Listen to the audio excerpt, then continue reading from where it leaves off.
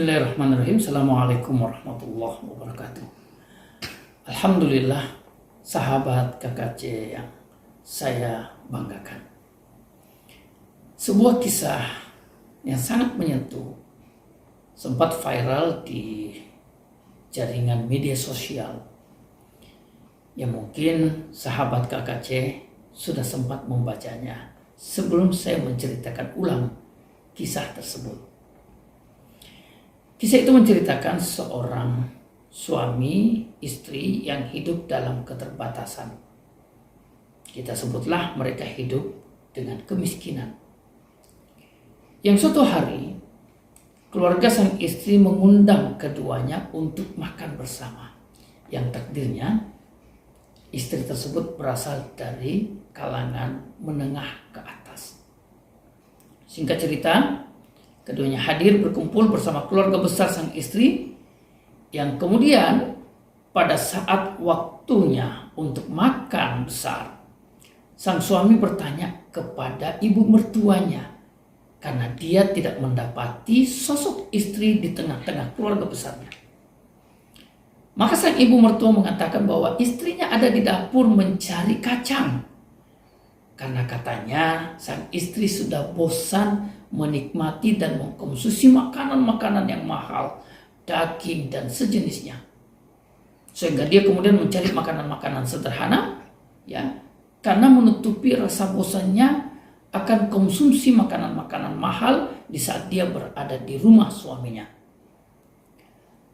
Ketika mendengar itu, sang ayah mertua langsung memeluk sang suami atau menantunya sambil mengatakan, "Terima kasih anakku, karena engkau telah membahagiakan putriku."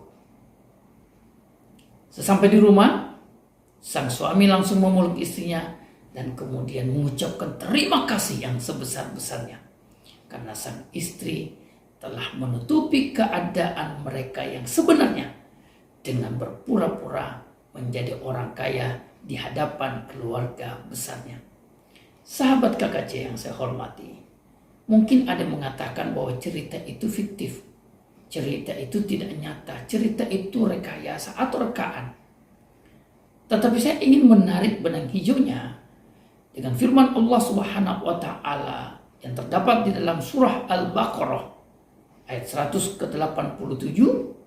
Ya, Allah berfirman, "Hunna libasul lakum wa antum libasul lahunna." Para wanita atau para istri adalah merupakan libas bagi suami dan para suami itu adalah libas bagi istrinya. Beberapa ulama mengatakan bahwa makna libas dalam ayat ini adalah as-satru, menutupi, di mana filosofinya bahwa seorang istri menutupi aib dan kekurangan-kekurangan sang suami. Di saat aib dan kekurangan sang suami tidak patut untuk dibuka dan disampaikan ke pihak lain.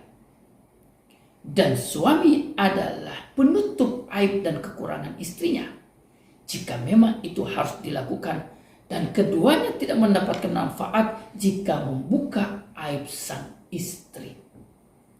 Itulah makna daripada libasul lakum dan libasul lahunna. Sahabat KKC yang saya hormati, salah satu tantangan kita di era teknologi yang sedemikian canggih, bahwa begitu banyak atau beberapa di antara kita, suami ataupun istri, mudah untuk mengumbar kekurangan-kekurangan pasangannya, mudah untuk mengumbar keterbatasan-keterbatasan pasangannya. Hanya karena satu kekecewaan kecil, hanya karena satu kekesalan yang sederhana, lalu kemudian mengumbar kesalahan, mengumbar kekurangan pasangannya, yang sebenarnya itu tidak berbanding apa-apa dengan kesalahan atau dengan kemarahan yang dia rasakan.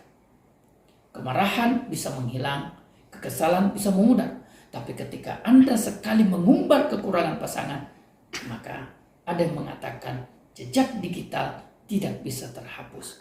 Sekali Anda mengumbarnya, sekali Anda membukanya, sekali Anda menceritakan kekurangan, aib daripada pasangan Anda, maka sebenarnya Anda sedang menggali satu lubang untuk diri Anda sendiri dan Anda sulit untuk keluar dari lubang tersebut.